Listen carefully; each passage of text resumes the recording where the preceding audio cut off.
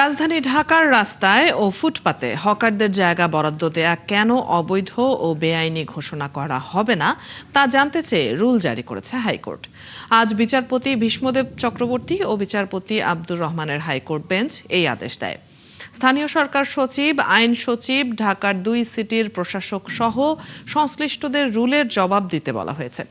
এর আগে ঢাকার হকার ব্যবস্থাপনা নীতিমালা 2026 চ্যালেঞ্জ করে হাইকোর্টে রিট করেন অ্যাডভোকেট মোহাম্মদ শোয়েবুজ্জামান। শুনানিতে আইনজীবী বলেন, বিদ্যমান আইন অনুযায়ী সিটি কর্পোরেশন স্থানীয় সরকারের জমি হকারদের ফুটপাত ও সড়কের জায়গা বরাদ্দ দিতে পারে না।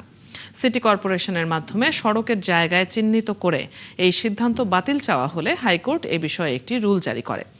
সম্প্রতি ঢাকার 2 সিটিতে সড়কের জায়গা হকারদের বরাদ্দ দিয়েছে কর্পোরেশন।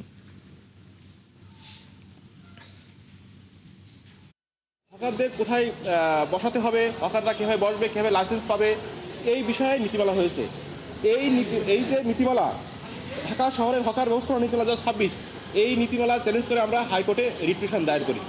আমরা যেটা মাননীয় উচ্চ আদালতে চেয়েছিলাম সেটা হলো, এই যে নীতিমালা এটা সংবিধানের সাথে সাংঘর্ষিক।